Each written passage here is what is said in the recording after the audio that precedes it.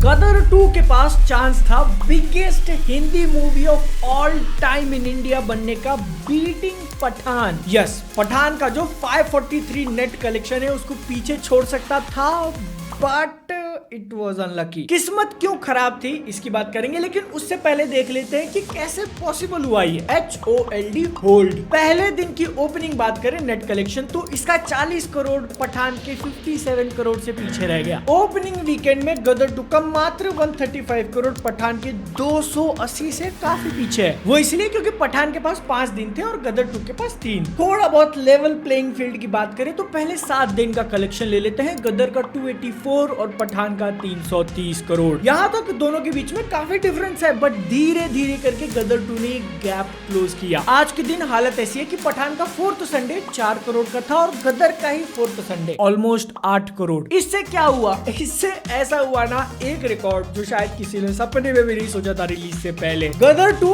Fastest Hindi movie बनी 500 crore net cross करने में। मात्र 24 दिन लिए पठान ने 28 लिए थे और बाहुबली 2 के हिंदी वर्जन ने 34। 17 अगस्त को मैंने बॉक्स ऑफिस की वीडियो बनाई थी, उसमें ये बोला था। लेकिन अगर किसी तरीके से 500 करोड़ टच कर जाती है या फिर बाहुबली 2 को इसने बीट कर दिया तो इट विल बी मैडनेस, जो कि तारा सिंह कर ही सकते हैं। तो उनके अगेंस्ट बेट करना एक सही ऑप्शन नहीं होगा। तो अब अपने सामने 3 बड़े पॉइंट्स है कि लॉन्ग टर्म में गदर 2 का day to day performance Pathaan से अच्छा है। दूसरी चीज की जो मैंने ओपनिंग गैप की बात करी कि पठान ने कितना बड़ा स्टार्ट लिया था वो कवर कर चुका है, जिसके कारण अगर दोनों ही मूवीज के हम पहले 24 दिन के कलेक्शन देखते हैं ना तो गदर 2 आगे निकल चुकी है। ये बातों से अपने को क्या सीखने मिलता है? 2 चीजें कि पहला, सिंगल स्क्रीन को अंडर एस्टिमेट नहीं करना चाहिए। दूसरी बात कि अगर यही ट्रेंड कंटिन्यू रही, जो कि मोस्ट लाइकली होना चाहिए, तो गदर 2 पठान को बीट कर देगी। बट चीजें अगर इतनी सिंपल होती तो कितना आसान होता ना, क्योंकि मैंने वीडियो के टाइटल में लिखा है कि इट इज अनलकी। क्यों अनलकी है? उसके पीछे मल्टीपल रीजन। सबसे पहला कि पिक्चर खराब है। ये बोलते मैंने अपने ऊपर गालियों का बौछार करने का मौका दे दिया, क्योंकि भैया डेटा है अपने पास, इतने सारे लोगों को पसंद आ रही है तभी इतना पैसा कमा रही है। फेयर पॉइंट,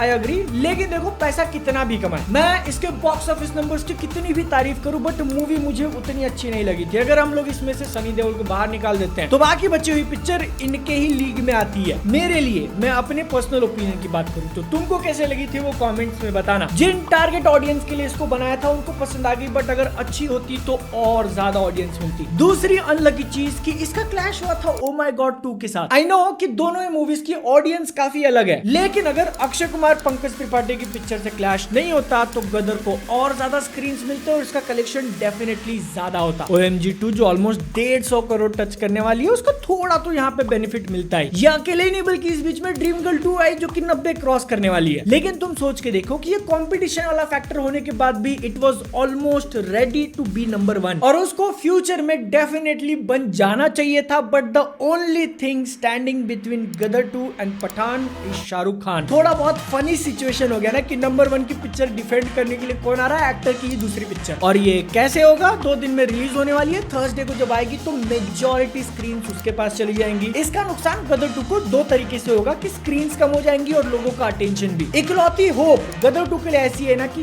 जवान एक बहुत बड़ी डिजास्टर साबित हो, मतलब इतनी खराब कि सिंगल स्क्रीन के ऑडियंस को भी पसंद ना आए। बट इसकी ट्रेलर के अंदर जो मास वाले मोमेंट भरे ना, चांसेस बहुत बहुत बहुत बहुत बहुत बहुत कम। फिर भी ऐसा मत समझना कि गदर खत्म हो जाएगी, क्योंकि इस बात को रॉन्ग उसने बहुत बार प्रूव किया पिछले 20 दिन में। जवान के आने के बाद भी उसके पास कुछ स्क्रीन्स होंगी और उसके कलेक्शंस धीरे धीरे ही सही बढ़ते रहेंगे।